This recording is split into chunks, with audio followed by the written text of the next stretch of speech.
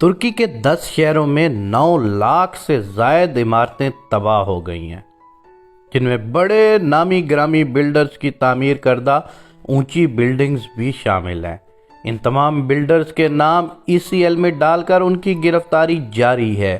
بزرگ آیدان دورسن بھی ایک بلڈر ہیں۔ ان کے تعمیر کردہ 50 رہائشی منصوبوں میں کسی ایک کا گرنا تو دور کی بات، انہیں زلزلے سے نقصان تک نہیں پہنچا، جس پر ترکیہ کے سوشل میڈیا میں ان کا بڑا چرچا ہے اور لوگ انہیں خراج تحسین پیش کر رہے ہیں۔ ان کا کہنا ہے کہ پہلی بات تو اللہ پاک کی مدد ہے کہ اس نے مجھے رسوا نہیں کیا، دوسرا رزق حلال کی طلب کہ میں نے ناجائز پیسہ کمانے یا راتوں رات ارب پتی بننے کے لیے کوئی تعمیراتی پروجیکٹ شروع نہیں کیا۔ منصوبہ شروع کرنے سے قبل میں اپنے طور پر تحقیق کر کے اسے مضبوط سے مضبوط بنانے کی ہر ممکن کوشش کرتا رہا۔ میں نے تعمیرات کا کام ویسے ہی شروع نہیں کیا، یہ ہمارا خاندانی پیشہ ہے۔ آیدان کسی یونیورسٹی سے تعمیرات کی جدید تعلیم سے تہی دست ہیں، مگر باپ کی وصیت پر عمل پیرا کہ بیٹا 4 کی بجائے 1 پیسہ کما لو، لیکن کام پائیدار طریقے سے کرو، چونکہ یہ علاقہ زلزلوں کا مرکز ہے۔ آیدان نے اس بات کو مد نظر رکھ کر پروجیکٹ مکمل کیے تاکہ ان کا نفع حلال ہو۔ کہتے ہیں کہ مجھے ٹھیکیدار یا انجینئرز پر بھی بھروسہ نہیں ہے، ہر کام خود اپنی نگرانی میں کراتا ہوں۔ ان کے ایک پڑوسی کا کہنا ہے کہ وہ ایک مثالی انسان ہیں، اپنے مزدوروں کا بھی بھرپور خیال رکھتے ہیں۔ اب مال حرام کے رسیا بلڈرز کی جمع پونجی بھی لٹ گئی اور اوپر سے قانون کی گرفت میں آ کر رسوا بھی ہو گئے، لیکن رزق حلال کی جستجو کی برکت سے ایک تو آیدان کا سرمایہ محفوظ رہا، دوسرا وہ قوم کے ہیرو بن گئے۔ بے شک نیکی ضائع نہیں ہوتی اور جھوٹ، فریب اور دھوکے کا انجام بہت برا ہوتا ہے۔ ترکی کے اس ٹھیکیدار کی کہانی سے ہمیں یہ سبق حاصل کرنا چاہیے کہ حلال کا 1 روپیہ ہی کیوں نہ ہو، وہ حرام کے لاکھوں روپاؤں سے بہت زیادہ دیر پا اور فائدہ مند ہوتا ہے۔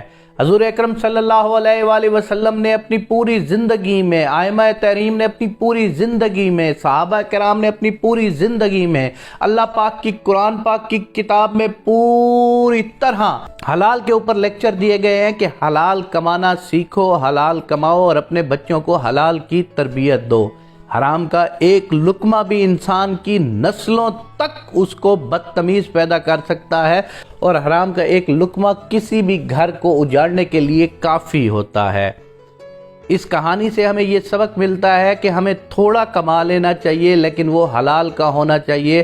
حضرت علی کا قول ہے کہ رزق انسان کو اس طرح تلاش کرتا ہے کہ جیسے موت انسان کو تلاش کرتی ہے۔